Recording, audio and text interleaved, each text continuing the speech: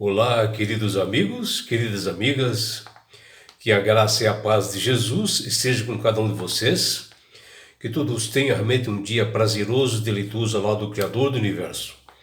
Vamos estudar a lição e hoje, domingo 15 de setembro, a lição 12, ela tem como título Você é o Rei dos Judeus? E esta pergunta e a lição de hoje está baseada no livro de Marcos, capítulo 15, do versículos 1 até 15. E aqui Marcos narra que logo pela manhã, o conselho do Sinédrio, composto por anciãos, sacerdotes, após eles julgarem durante a noite, eles levaram Jesus preso e entregaram ao governador romano chamado Pilatos, que ele começou com uma autoridade maior, ele começou a interrogar a Jesus para que pudesse ter a confirmação da pena, que seria a morte na cruz. E Pilatos faz uma pergunta com bastante ironia. És tu o rei dos judeus? Está lá em Marcos capítulo 15, versículos 2. Na realidade, Pilatos fez essa pergunta com ironia, por ele não conhecer realmente as consequências e a verdade, porque na realidade ele tentou realmente envolver realmente com Jesus.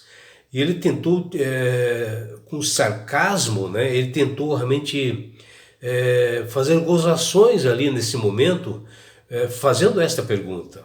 Mas que na realidade, Jesus realmente é rei dos judeus, ele é rei dos reis, ele é rei de todas as nações, de todos os países, porque ele é o criador do universo, ele é rei do universo. Vejam que a pergunta de Pilatos, embora ele não conhecesse realmente isto, ele estava falando uma verdade, né?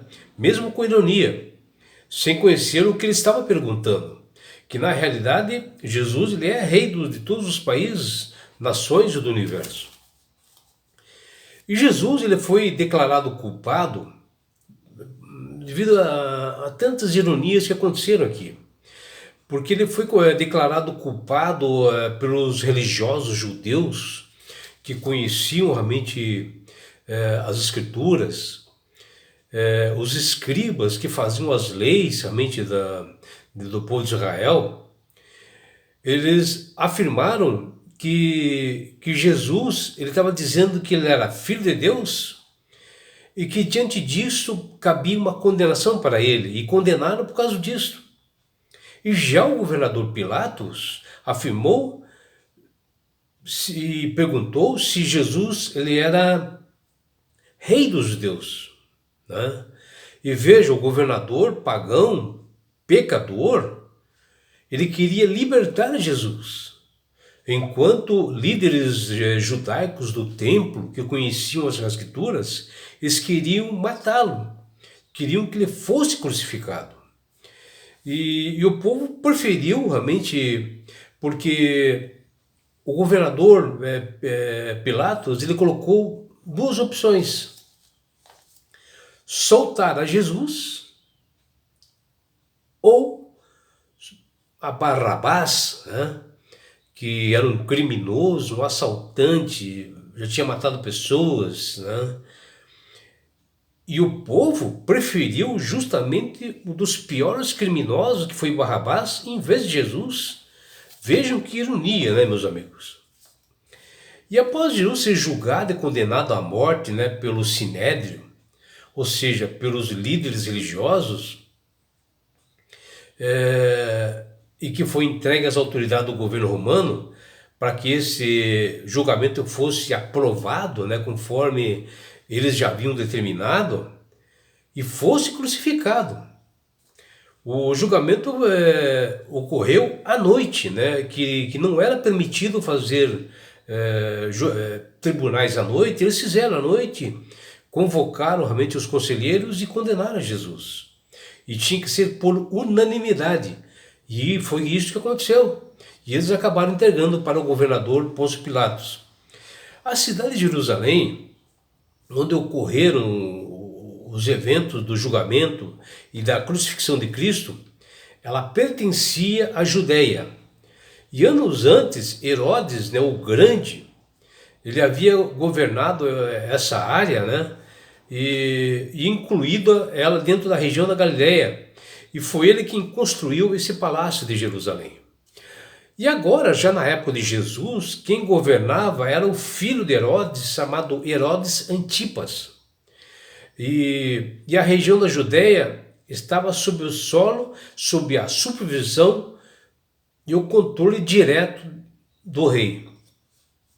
E na administração da Judéia, tinha um governador chamado Pôncio Pilatos, que ele era subordinado a este rei Antipas. E os líderes judeus, após julgarem a Jesus na calada da noite, o entregaram para Pôncio Pilatos para confirmar a sentença. Portanto, foi diante de Pilatos que os sacerdotes levaram a Jesus para garantir a sentença de morte que eles colocaram em cima de Jesus. O governador Pôncio Pilatos, que governou na Judéia do ano 26 até 36 depois de Cristo, ele era hipócrita, ele era irônico, né, muito mal e muito político, assim, gostava de fazer média com as pessoas. Ele tinha sempre o desejo de agradar a multidão sanguinária. E no julgamento romano de Jesus,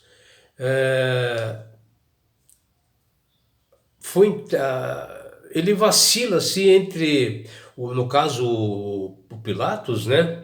Ele vacila entre as suas convicções e de sua consciência e a sua fraqueza moral. Ele estava em dúvida, sim, o Pilatos, quanto a isto.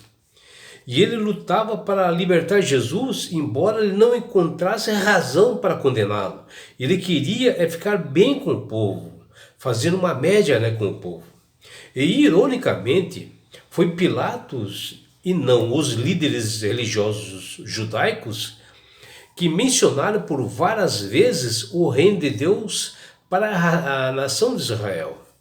Mas o convite foi rejeitado pela liderança judaica.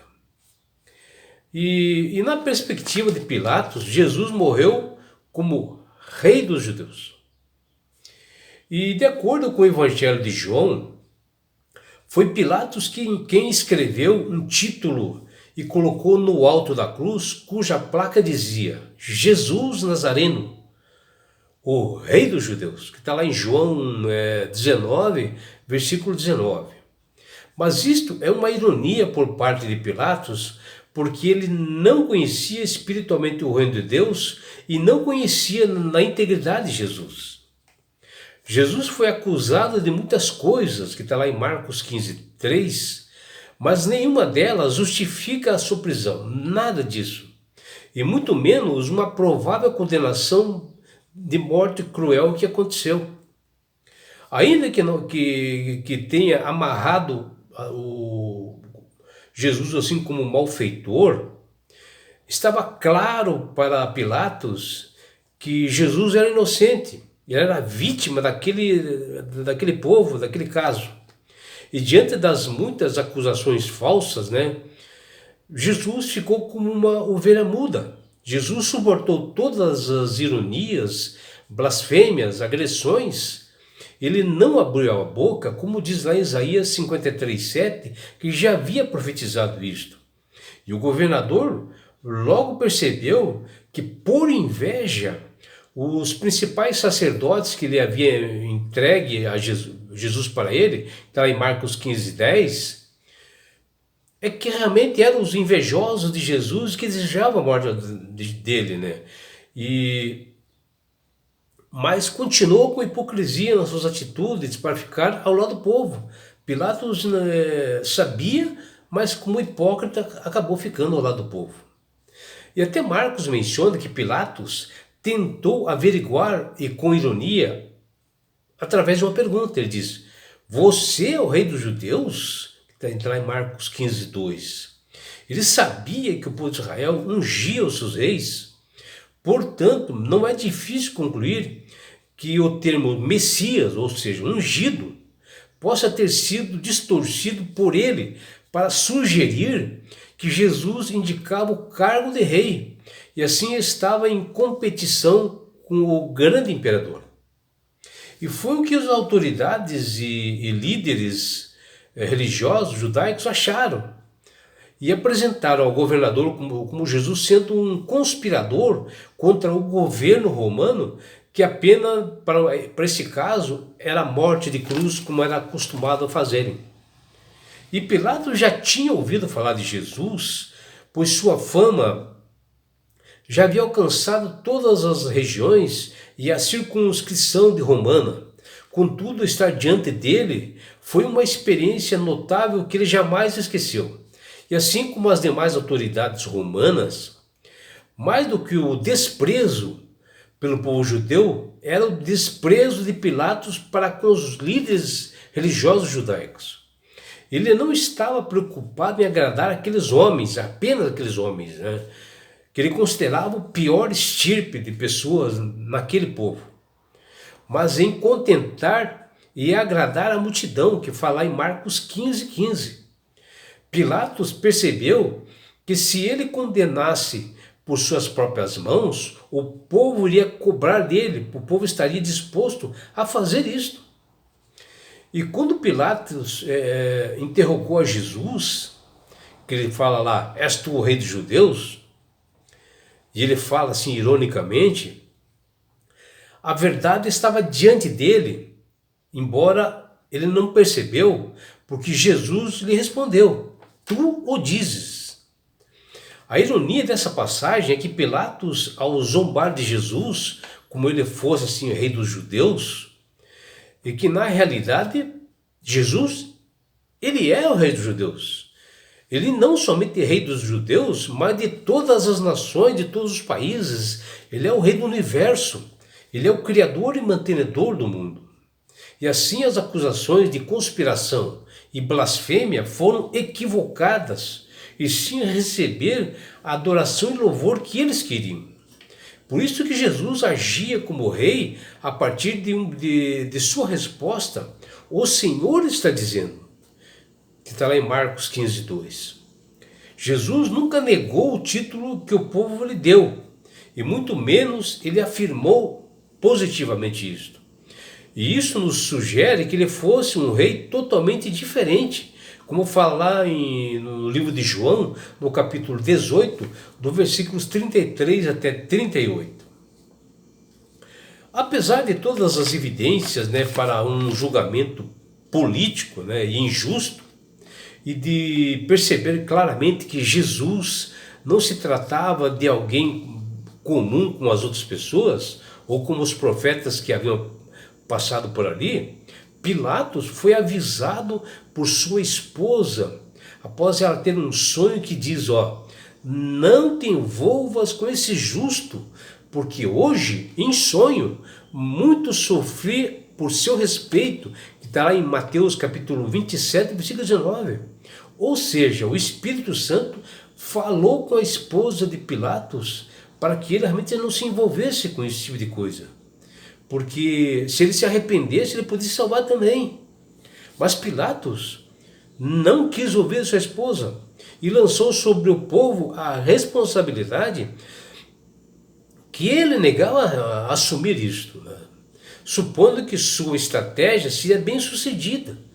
E escolheu dentre os presos, os piores presos e criminosos que tinham lá, e o mais temido, e colocou como única opção de soltura, né, para Jesus se fosse condenado. Mas qual foi a surpresa? E a do próprio preso concorrente, que foi Barrabás. Quando eles escolheram de forma insana, escolheram ele, Barrabás, que até ele ficou surpreso, e foi acompanhados através de muitos gritos que o povo falava: crucifica-o, para Jesus, está lá em Marcos 15, 13. E assim Jesus foi ironizado, humilhado, maltratado, cuspido, covardemente açoitado, né? Ironizado. E o nosso Salvador permaneceu em silêncio e só revelava o mais puro amor para aqueles que estão algozes dele. Ele demonstrou amor e graça aos que acompanhavam até a cruz. E é por isso, meu amigo, minha amiga, que Deus tem falado com todas as pessoas através do poder do Espírito Santo para aceitarem a Jesus como Salvador e Senhor. Porque o próprio Jesus diz que ninguém vai ao Pai senão por mim. Ou seja, ninguém vai obter salvação no céu senão através dele, Jesus. Aceitando a ele como Salvador e Senhor de sua vida, obedecendo os estatutos e mandamentos que ele manda. E quando você aceita Jesus como Salvador e Senhor com sinceridade, você ganha de Deus algo muito importante que chama-se sabedoria. E assim você começa a manusear melhor as Sagradas Escrituras, ter entendimento. E passagens como esta, você terá realmente abrindo a sua mente e terá um entendimento nas palavras que estão ali. E não é só isso, meu amigo, minha amiga. Quando você aceita Jesus como Salvador e Senhor, você ganha de Deus esse presente que chama-se salvação. E com isto, na grande volta de Jesus, nas nuvens dos céus, que os sinais estão se aproximando, que ele falou lá em Mateus 24, e que está se aproximando cada vez mais. E Jesus, na sua segunda vinda, ele vai levar você, a sua família, seus amigos e todos nós para as mansões celestiais. Um lugar, meu amigo, minha amiga, de onde não haverá mais morte, mais dores, mais aflições, não haverá mais perseguições. Você estará no céu. Você terá a oportunidade de ter assim Jesus face a face. Já imaginou? E sabe por que Deus quer fazer isto com você, meu amigo? Com você, minha amiga? Porque Jesus te ama. Abraços do seu amigo João Carlos Amorim.